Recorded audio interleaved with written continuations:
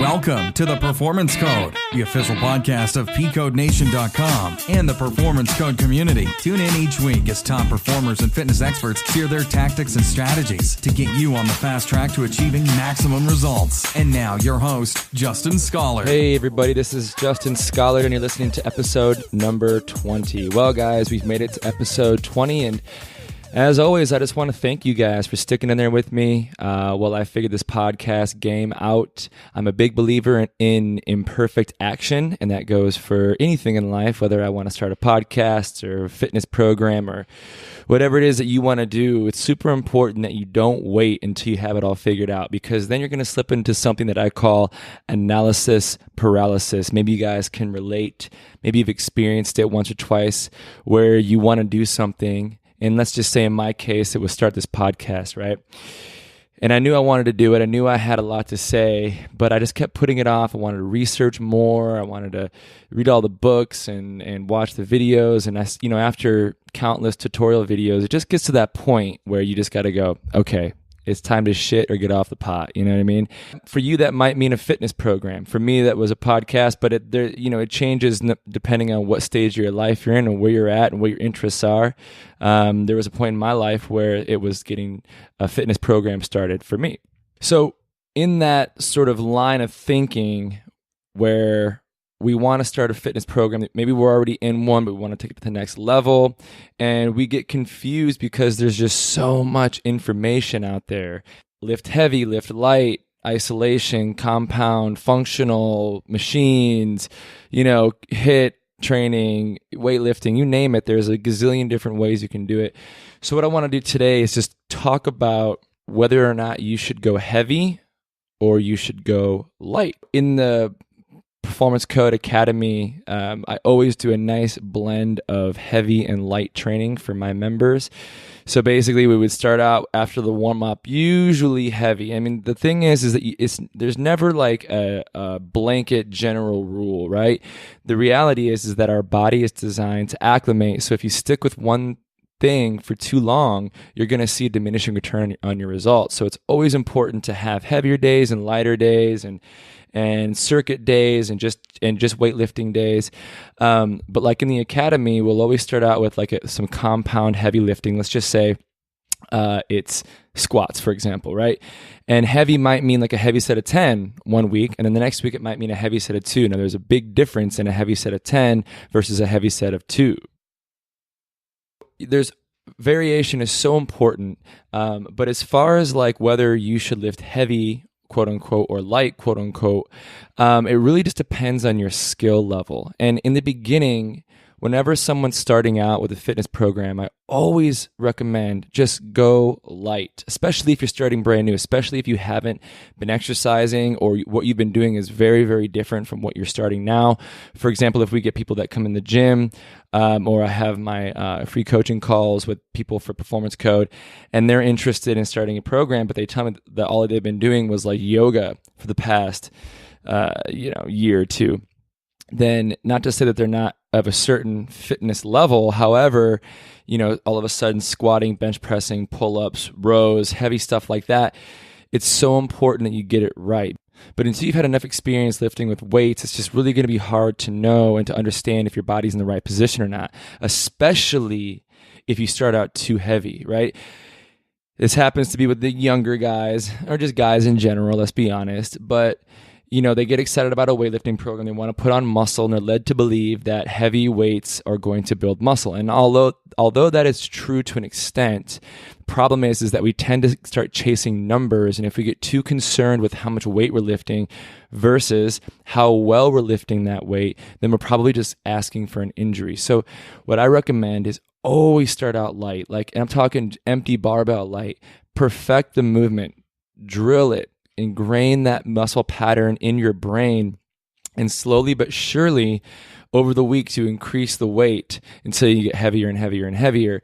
But I think a big mistake is to start out too heavy too soon, because what happens, basically your brain doesn't think long term, right? Your brain isn't thinking, Well, I better not buckle my knees in when I squat because in 20 years that might lead to a knee problem. Or I better not round my back or throw my shoulders forward or snap my head back when I'm doing a deadlift because that might lead to an injury down the line. Unfortunately, our brains don't think that way. They just think survival in the moment, right now. What do I got to do to get through this incredibly stressful event? And this is where the trained mind and the untrained mind differ wildly.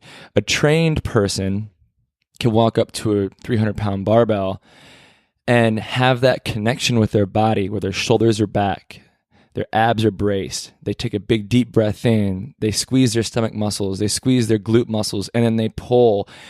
The idea being that all of their joints, although their muscles are under load and stress, they're not wavering, right? They're not buckling in or snapping back, because all that is really is a tension strategy. So that's basically your body creating a strategy to divert tension away from our core and the muscles that we intend to train. So if a squat is a perfect example, if I'm going into a squat and your knees buckle in and your head darts forward or snaps back, that's just your body trying to find just a little tiny bit of leverage, anything but having to grind through and exhaust the muscle tissue, right? If I can just get through it really quick, one-time deal, that's your body's going to go for that shortcut. And it's your survival mode, right? I mean, it's a survival instinct. And in a survival situation, that's a very useful thing to do, right? If there was ever that one occasion in life where you just had to muster up unhuman-like strength to move an object, then who gives a shit, right? Forms out the window if it's truly a survival situation. However, we got to remember that we're in training and we are trying to become the most effective and efficient athlete we can. And obviously putting our joints in a compromised position time and time again is only going to jeopardize our performance and potentially lead us to injury in the future.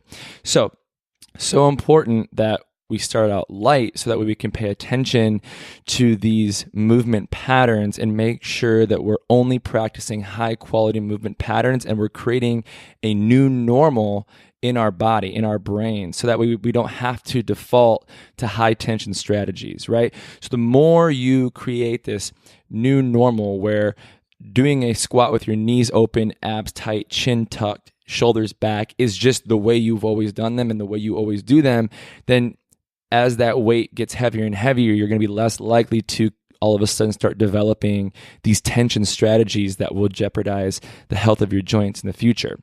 So that's there's a couple of reasons why going lighter is just important, especially in the beginning.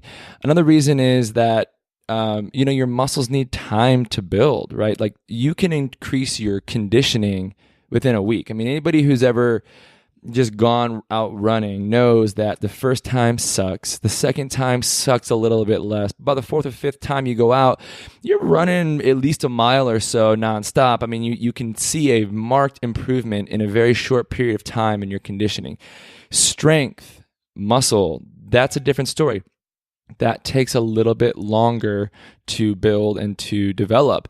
So you have to be patient with yourself. And this kind of goes back to the earlier discussion of just making sure that you're doing it well. But you also don't want to load up a barbell or grab too heavy dumbbells and just not have the baseline strength and ability to handle that weight. And God forbid, at the very least, strain a muscle, at the worst, tear a muscle. I mean, you tear a muscle right in the beginning of your training program, and that's going to set you back a long time. And that's no fun, right? That's no fun. We want to avoid that. So start out light. Give your body the benefit of building incrementally and making sure that you're doing everything properly with good form and good positioning, and you're not letting yourself develop these high tension strategies. And it's only going to be the catalyst for high quality movements and results-driven training in the future as you progress. All right, guys. Well, so that was it for today. It's short and sweet.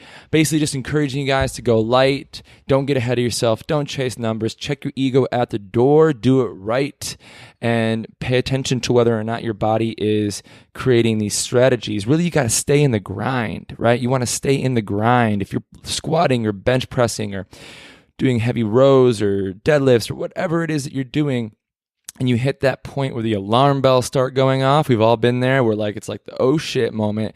That's the point at which your body is going to want to find compensation. You got to step in. The conscious being that you are has to step in and stay with the grind. Get in there. Don't let your body compensate. Don't let it develop these high tension strategies. Grind through it and train yourself to be a master of your own movements. Guys, thank you so much for listening. Head on over to pcodenation.com. Opt into the free strength course. I have 350 people in the strength course right now. How crazy is that? How cool, right? 350 people have gone through my strength course. So you're in good company. I've had a lot of positive feedback around it. I'm probably going to redo it pretty soon. By the way, this is just the free one. Of course, there's a paid version if you'd like. It's just the Academy. You'll see it once you go to pcodenation.com. It's all there for you. But I recommend hopping the strength course. Make sure that my style of training is right for you, and if you do like it, then you can hop in the Academy and do a full 12 weeks with me.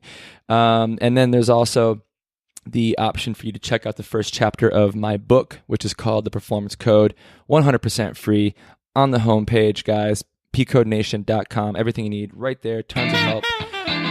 As always, thanks so much, and I'll see you guys next time. Thanks so much for listening to The Performance Code, the official podcast of pcodenation.com, with your host, Justin Schollard, online at pcodenation.com. We'll catch you next time.